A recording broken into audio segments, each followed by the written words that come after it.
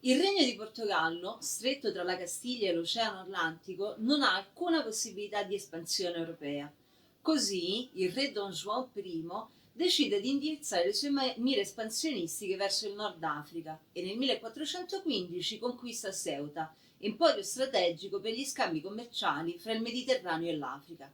Successivamente, sotto la guida dell'infante Don Enrique, detto il navigatore, il Portogallo si lancia verso un'esplorazione sistematica dell'Atlantico. Si gettano così le basi per la creazione di un fortissimo legame fra Portogallo e Africa e di una costante e continua migrazione delle popolazioni africane che, prima forzate dalla schiavitù, poi a cavallo fra 800 e 900 forzate dal colonialismo ed oggi spinte dalla globalizzazione, si sono stabilite in Portogallo e in particolare a Lisbona.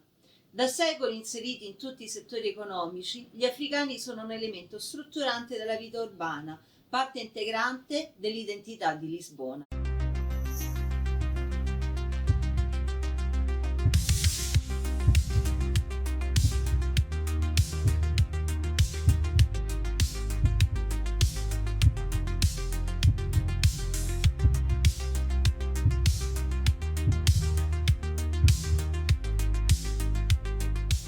Il mio benvenuto a tutti i curiosi della storia di Lisbona. Io sono Fabiana e questo è Lisbona Giro in Giro, il mio programma che ogni giovedì alle 13:30 ora di Lisbona vi invita a scoprire storie, curiosità e misteri della splendida capitale lusitana.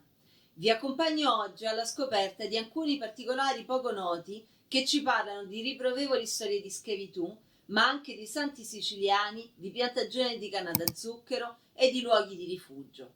Iscrivetevi al canale, attivate il campanello e avventuratevi con me nella Lisbona africana.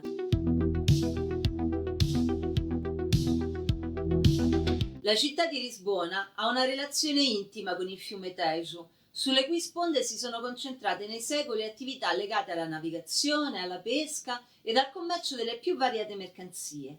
È qui che nel XVI secolo arrivano prodotti esotici che arricchiscono i palazzi dei ceti sociali più agiati: pappagalli, scimmie, piante, spezie e cibi mai visti, ma anche schiavi, molti schiavi, una delle mercanzie più preziose fino all'inizio del XIX secolo. La zona fluviale tra la Ribeira das Naus, il Terreiro do Passo e Santa Pollonia è stata molto importante nel periodo auro dell'impero portoghese. Qui si trovano diversi edifici importanti per l'attività portuale, fra i quali la Casa degli Schiavi, successivamente sostituita dalla Casa da India, che amministrava le transazioni di questa mercanzia. Dopo lo sbarco e il passaggio per questa istituzione, gli schiavi erano venduti in alcuni mercati che si svolgevano nelle vicinanze, nel largo do Pelourinho Velho, distrutto dal terremoto del 1755, o di fronte alla chiesa di São João da Praça, accanto al campo delle cipolle, Campo das Cebolas. È qui, nel campo delle cipolle, che la JAS, Associazione di Afrodiscendenti, ha recentemente proposto la costruzione di un memoriale di omaggio alle persone schiavizzate. È interessante notare che i fondi necessari sono stati ottenuti nel 2017 attraverso candidatura al bilancio partecipativo di Lisbona. Nel 2019 il Comune ha aumentato il bilancio a disposizione proponendo la creazione anche di un centro interpretativo associato che consenta una contestualizzazione storica più approfondita del memoriale e dei temi correlati e lo svolgimento di eventi a questi legati. Nel 2020 l'artista angolano Kilanchi Kia Henda ha vinto il concorso su inviti per la progettazione del memoriale con l'opera intitolata Plantação, Prosperidade e Pesadelo, piantagione, prosperità ed incubo, che ricorda una piantagione di canna da zucchero, il cosiddetto oro bianco, che è all'origine di una grande parte del traffico negriero. L'opera, in alluminio nero, è stata realizzata, però si trova purtroppo da tempo immagazzinata e al momento non c'è previsione di quando sarà possibile concludere il memoriale e creare il centro interpretativo, che sarebbero effettivamente di grande importanza in una città con una relazione storica troppo spesso dimenticata, così forte con la tratta degli schiavi e con gli immigrati africani.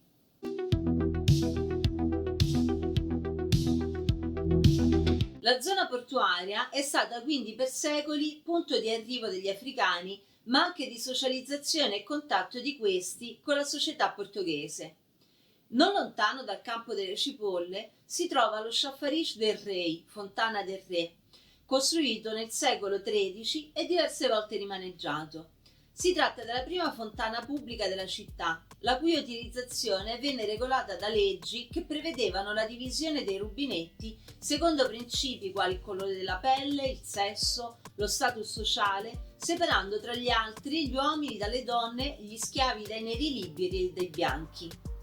Un'interessantissima pittura ad olio olandese della fine del XVI secolo, di proprietà del miliardario portoghese José Berardo, ritrae proprio questa fontana e la vita che vi si svolge attorno. Il dipinto attesta la grande presenza nera nella Lisbona del XVI secolo, quando si stima che gli abitanti neri costituissero il 10% della popolazione totale della città. L'opera mostra la fontana in un giorno di festa e ritrae diverse scene. Prima che l'acqua arrivasse nelle case, le fontane pubbliche erano essenziali ed il laborioso compito, spesso assegnato alle donne nere, di trasportare l'acqua dalle fontane alle case era importantissimo.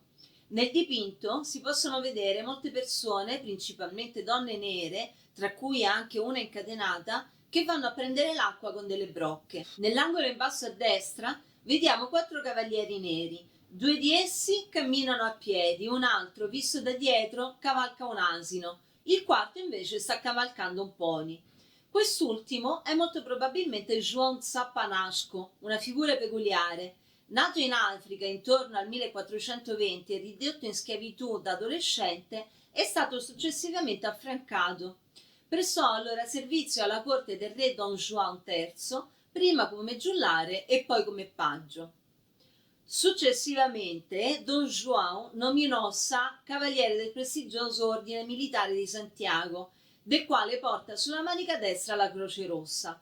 È questo un fatto raro, infatti gli ordini cavallereschi erano regolati secondo leggi sulla purezza del sangue che limitavano l'appartenenza a persone che potevano dimostrare che i loro antenati erano bianchi e cristiani.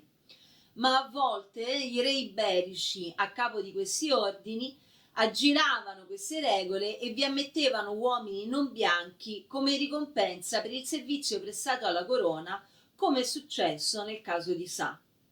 Questi 4 cavalieri dimostrano che, anche se raro, non era impossibile per la popolazione di origine africana raggiungere uno status sociale d'élite all'inizio del Portogallo moderno. Va comunque notato che cavalcano asini e pony e non cavalli, forse a causa del prezzo elevato di questi ultimi. Ancora nel dipinto possiamo vedere una coppia nera che balla, un uomo nero che balla con una donna bianca, un uomo nero che suona un tamburello, testimoniando le tradizioni festive molto ben documentate della popolazione di origine africana. Per ultimo, dal dipinto scaturisce anche la violenza a cui sono stati sottoposti i residenti di origine africana. Si vede infatti un uomo nero che viene portato via dalle autorità, mentre la donna dietro di lui, forse sua moglie, sembra non capire cosa stia succedendo. Una scena alla quale purtroppo si assiste ancora oggi.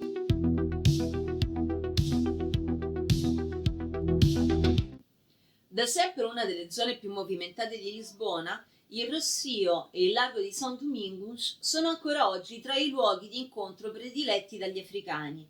Qui si trovava l'ospedale di Tutti i Santi, distrutto dal terremoto del 1755 e sulle cui scalinate si riunivano schiave africane che vendevano mercanzie di vario tipo, in particolare prodotti cucinati, come per esempio un dolce tipico chiamato arroz doce, riso dolce, fave, frutti di mare ed altri. Alcune di queste donne riuscivano anche a conquistare la libertà proprio grazie ai proventi di queste vendite. Infatti, lavoravano sì per un padrone al quale consegnavano il fatturato giornaliero, ma potevano mantenere una piccola percentuale dei proventi. Alcune riuscivano ad economizzare e comprare la propria libertà. Nel lago di São Domingos si trova la chiesa omonima, dove sin dalla fine del XV secolo gli africani hanno trovato un punto d'appoggio. È noto come la colonizzazione portoghese sia stata accompagnata dalla catechizzazione delle popolazioni colonizzate. ma schiavi affrancati di origine africana non potevano partecipare ai culti assieme alla popolazione bianca. Così la chiesa di São Domingos aprì nel 1460 le porte alla confraternita della Nostra Signora degli Uomini Neri, che si trasformò in tutto l'impero portoghese in un punto di riferimento per gli schiavi e liberi di origine africana. La confraternita ebbe grande seguito in Brasile, dove costruì diverse chiese, prima fra tutte quelle di Olinda, nel nord-est del paese, di fronte alla quale durante il carnevale si celebra un'interessantissima cerimonia di sincretismo religioso, la notte dei tamburi silenziosi. Fatemi sapere se siete curiosi di saperne di più. Ma torniamo alla nostra Lisbona. Qui si trovano diverse cappelle dedicate a confraternite di neri. Per esempio, nel bellissimo Belvedere di Grassa si trovano il convento e la chiesa omonimi. Nella chiesa possiamo ammirare la cappella di Nostra Signora del Rosario degli Uomini Neri e i Santi Neri. Sono questi Sant'Antonio di Noto, detto l'Etiope, e San Benedetto di Palermo, detto il Moro, entrambi schiavi siciliani venerati sin dalla seconda metà del XVI secolo. Gli altri due sono San Elesban del VI secolo e Santa Efigenia del I secolo, entrambi provenienti dall'Etiopia.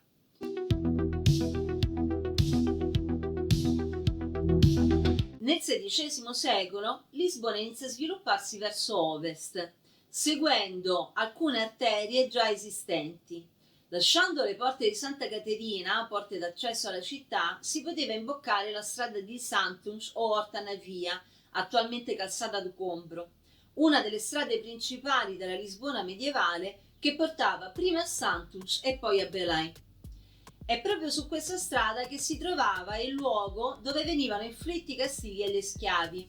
Qui comincia oggi la strada del Pozzo dei Negri, il Rua do Poço dos Negros, e subito dopo troviamo il vicolo del Pozzo dei Negri, Travessa do Poço dos Negros, dove nel 1515 Don Manuel ha fatto costruire una fossa comune conosciuta appunto come Pozzo dei Negri, dove venivano lanciati senza troppe cerimonie i cadaveri degli schiavi. Seguendo per questo cammino in direzione ovest, nella zona oggi conosciuta come Madragoa, si delineava il quartiere del Mocambo, con umili dimore di pescatori e di popolazioni di origine africana, che in parte fornivano manodopera domestica per i palazzi costruiti in quella regione dai ricchi ufficiali che avevano fatto carriera in marina. Si tratta, molto probabilmente, del primo quartiere africano d'Europa. Il termine Mocambo, che significa piccolo villaggio, luogo di rifugio, proviene dall'Umbundo, una lingua angolana. Si trattava di un quartiere riconosciuto ufficialmente sin dal 1563 come uno dei quartieri in cui si organizzava la città. Secondo la storica Isabel Castro Henriques, il Mocambo è stato creato dagli africani liberi e affrancati con l'avvallo delle autorità, alle quali permetteva di decongestionare la città. Ricordiamo che all'epoca il Mocambo si trovava in una zona periferica e rurale. Le popolazioni africane avranno trovato qui uno spazio di una certa libertà, dove poter mantenere vive tradizioni culturali, in particolare i rituali religiosi o sociali, lontano dallo sguardo dei portoghesi. Questa popolazione lavorava in diverse aree, in particolare nei lavori domestici. Ricordiamo che i grandi palazzi dell'epoca, per essere mantenuti, richiedevano diverse attività, oggi magari cadute in disuso, come per esempio accendere il fuoco. Ma lavoravano anche in altri lavori legati per esempio all'igiene e alla manutenzione degli spazi, come nei turbini, imbianchini o le distributrici d'acqua di cui abbiamo parlato prima.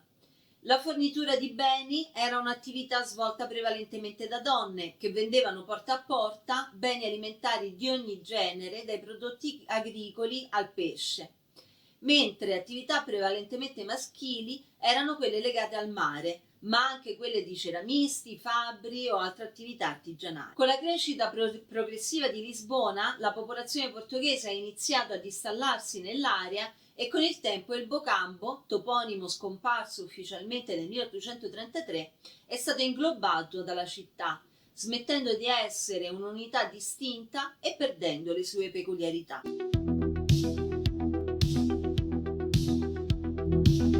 Nella sequenza dell'abolizione del traffico di schiavi in territorio continentale nel 1761 prima e poi dell'effettiva abolizione della schiavitù in tutto l'impero nel 1869, l'afflusso di popolazione africana è gradualmente diminuito. Nella prima metà del secolo XX la presenza africana a Lisbona è poco significativa. Sarà a partire dagli anni 70 del XX secolo, soprattutto in seguito ai processi di indipendenza delle ex colonie, che comincia un nuovo afflusso di africani verso Lisbona. In questo periodo si assiste ad un movimento di occupazione di terre e di autocostruzione di abitazioni precarie, frequentemente trasformate con il tempo in case di mattoni e cemento. L'insieme di queste case viene a costituire dei veri e propri quartieri non pianificati. A far sorgere e crescere questi quartieri sono stati principalmente, sul finire degli anni 60, i migranti provenienti dal nord del paese, seguiti negli anni 70 dai migranti provenienti dalle ex colonie africane. Un caso fra tutti è quello di Cova d'Amora, nell'area metropolitana di Lisbona. In questa zona, inizialmente agricola, si sono stabiliti migranti che hanno occupato alcuni terreni costruendo le proprie abitazioni. La storia del quartiere è lunga e complessa e meriterebbe un episodio a parte. Un altro esempio è quello del quartiere della Torre, autocostruito in un terreno abbandonato alla periferia nord-ovest dell'aeroporto di Lisbona e dove fino a un paio d'anni fa ancora vivevano famiglie in condizioni abitative estremamente precarie. Questi quartieri riproducono l'universo delle terre d'origine, quello che lo scrittore Manuel Ferreira ha chiamato terra portata. Le usanze e le tradizioni sono qui mantenute e coltivate. Negozi con diversi prodotti alimentari e di uso quotidiano provenienti dai paesi africani si trovano un po' in tutta l'area metropolitana, così come negozi come parrucchieri, per esempio. Le numerose associazioni culturali esistenti si costituiscono invece come luoghi prioritari di solidarietà, di conservazione e potenziamento delle radici etniche, ma anche di condivisione di queste con tutta la popolazione della città e non solo. Esempio fra tutti il gruppo Fincapé, formato in seno all'associazione Moinho da Juventude, Moligno della Gioventù, proprio di Cova d'Amora, costituito da donne di origine capoverdiane che suonano dei tamburi tradizionali e che ha ormai raggiunto un certo successo con spettacoli in palchi importanti tanto in Portogallo come fuori dal paese. E tu, sei già stato in qualche discoteca africana a ballare Born e Funanà? A Lisbona non manca l'occasione. Se questo racconto ti è piaciuto, condividilo con quell'amica o amica a cui potrebbe interessare. Alla prossima!